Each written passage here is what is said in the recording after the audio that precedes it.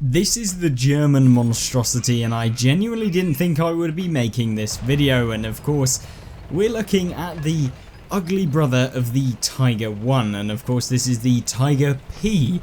Now this was a vehicle that was essentially the alternative to what was originally the kind of Tiger project from what I recall, and essentially this was Ferdinand Porsche's attempt at trying to make a Tiger, and they ended up going with the Henschel Tiger, I believe is what it's called. I may be butchering how you actually pronounce it, I apologise, but that's about the extent of my knowledge between the two. I believe this had some sort of kind of hydro engine or something like that. It was a very weird engine type comparatively. It was like a hydroelectric, or like a combination like hybrid electric engine, and it ended up being very unreliable from what I remember from some documentaries back in the day. Of course, if you know more about it, please let me know in the comment section down below. I am no history buff when it comes to the Tigers, just a little bit of background information on what this is, and of course that is why we have the Ferdinand, because essentially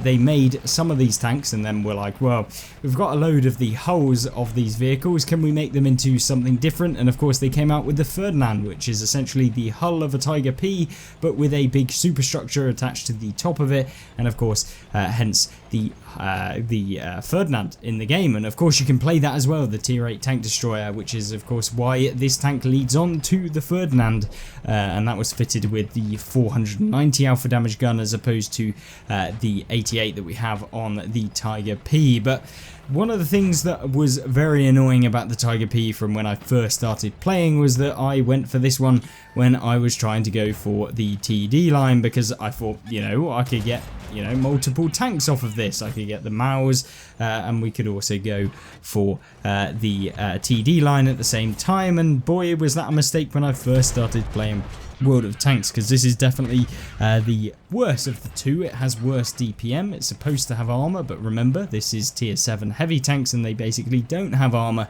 and when you're coming up against tier 9s with beyond decent penetration, it just doesn't work. But key thing is that with the Tiger P, we wanted to show it today because it is a tank that is very much a bit of a meme. I love this one. I actually find it more interesting than the standard Tiger in the game, even if it isn't necessarily the best vehicle out there. And yeah, I mean, it's just genuinely a very, very good kind of interesting tank to have, and it is quite slow. It has not got the best speed in the game, and yeah, I mean, I'm not surprised when you are weighing an absolute ton with this vehicle, and that means that you are slower than your counterpart in the general kind of Tiger 1, and that means that you do have some significant changes between the two. Now the Tiger 1 has better DPM, and of course the premium versions also have better DPM. Literally every single premium Tiger has better DPM, with the Tiger 131 I believe having the highest DPM out of the lot of them. But with the Tiger P we do indeed have 240 alpha, and of course we have run it with some of the speed boost equipment so that we can get up to about 38 kilometers an hour. That's the top speed of this vehicle. And talking about its big brother, or the actual Tiger, the Tiger 1 in front of us here, played by Klaus Kante apparently. And yeah, I mean, you're seeing here we're being out reloaded by the Tiger 1, and that is pretty much what you can expect. This tank yet again being penned by the Tiger 1, the Tiger 1 having better penetration, so I mean, you guys can take from that what you will. And of course the Tiger 1 also having more health, because the heavily armoured version has less health than the lighter armoured version. Thank you Wargaming for your logic here.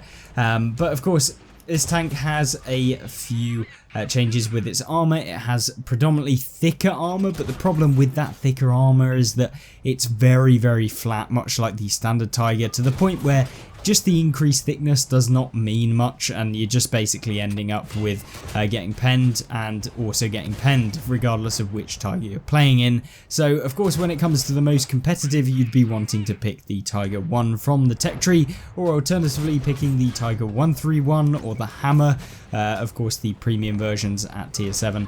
And the good thing about the Tiger P though is that it offers a little bit of something different. You don't always have to play the most overpowered tanks, and actually it's a bit of fun when you're playing the least overpowered out of the lot of them, and it's still a very good tank if you use it correctly. It's just that there are some situations where you just feel like, I wish I was in the actual Tiger here. You'd feel a little bit better, and of course that's because the Tiger 1 does have the increased speed. You've got an extra 6 km/h speed difference between the Tiger 1 and the Tiger P, and that means that, yeah, generally you just feel a little bit lackluster in that department, but it still keeps up to that top speed pretty well, and that's what's always fun about playing in the Tiger P. And when you have the accuracy that this tank has, it has the typical German accuracy, and you can see here we still have a good result. I mean, 3,300 damage. We picked up 4 enemies within this game and had a pretty solid round of World of Tanks,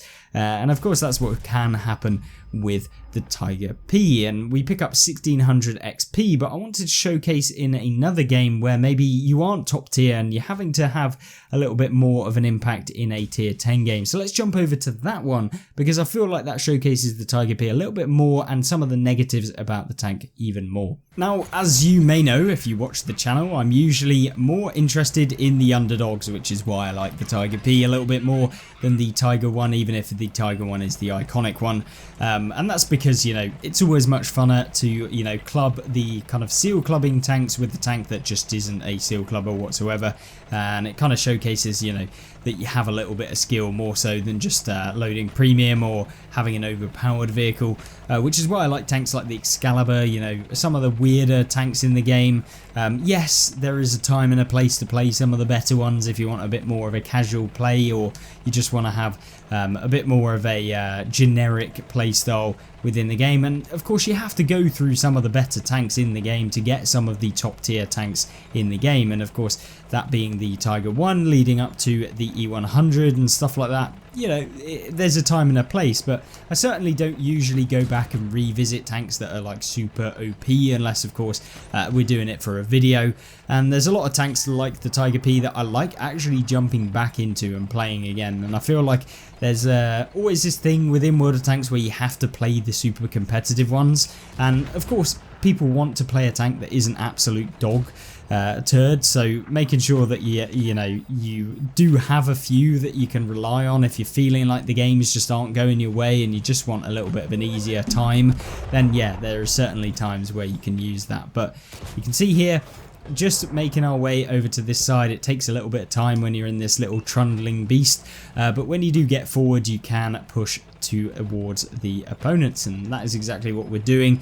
Now in a tier 9 game, the tier 9s are very much a easy way of taking you out, so you've got to make sure that you aren't doing anything too outrageous, and I believe it might even be a tier 8 game here, so I might be lying here, but the point still stands. The tier 9s will rinse you very quickly, so you have to be very aware when you are playing in those bottom tier games in this thing, and it will be painful in some situations. You know, if you're coming up against someone that isn't a complete fly within the game, or someone that actually has some level of intellect, you usually will find that this tank very quickly sheds its hit points, and given the fact that it has a decent amount, 1450, which for a tier 7 is actually very good, and you look at tier 8 mediums and tier 8 tank destroyers that have significantly less, and I mean even some of the tier 8 heavies have a similar sort of hit points to this vehicle, which I mean makes it a little bit easier to play, and you can trade with opponents.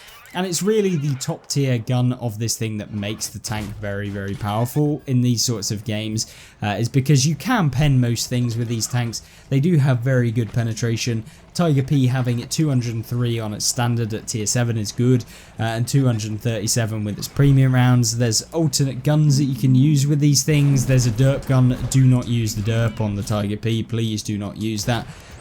It's just not going to work.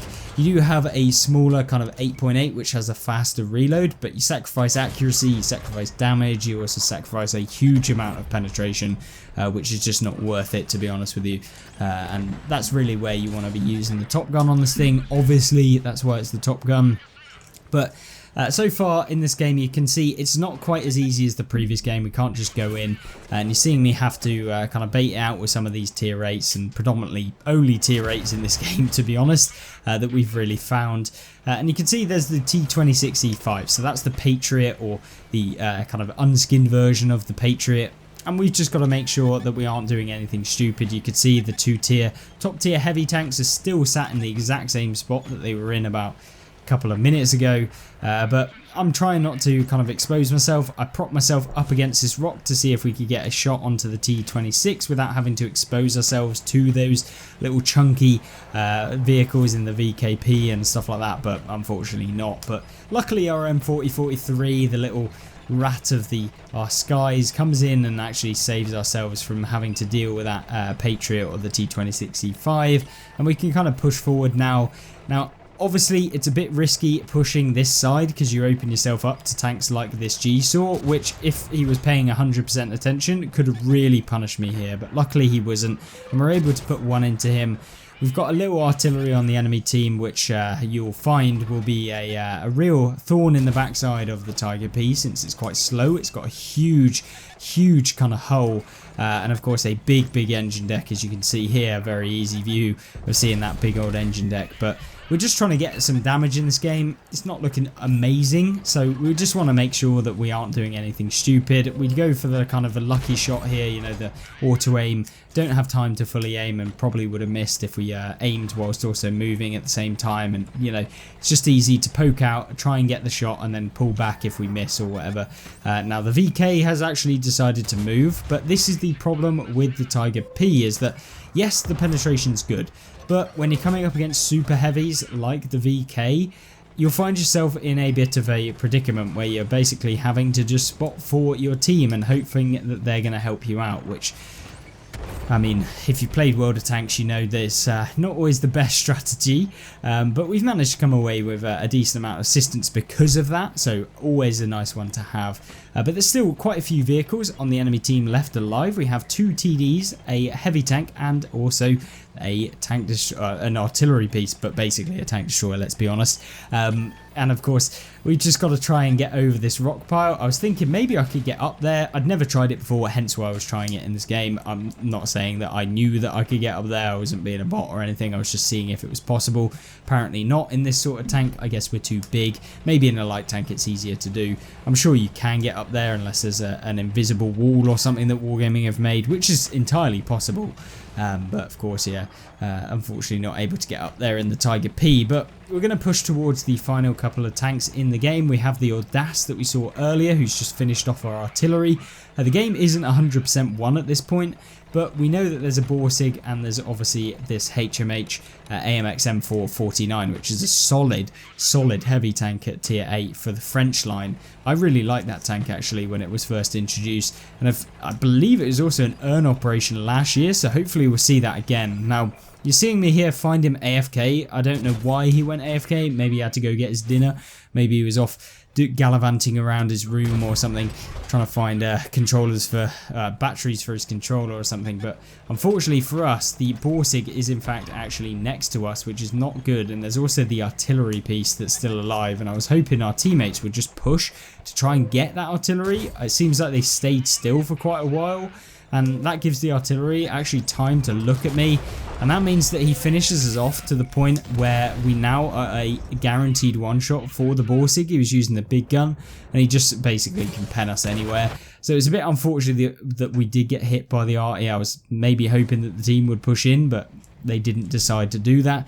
Could have avoided me being taken out, but you know, you can't rely on your teammates. Maybe I shouldn't have actually tried to push the Borsig, but at the end of the day, I was going for damage. I knew it was probably not going to come out too well. I knew we'd basically won this game, so yeah, it's not a problem whatsoever.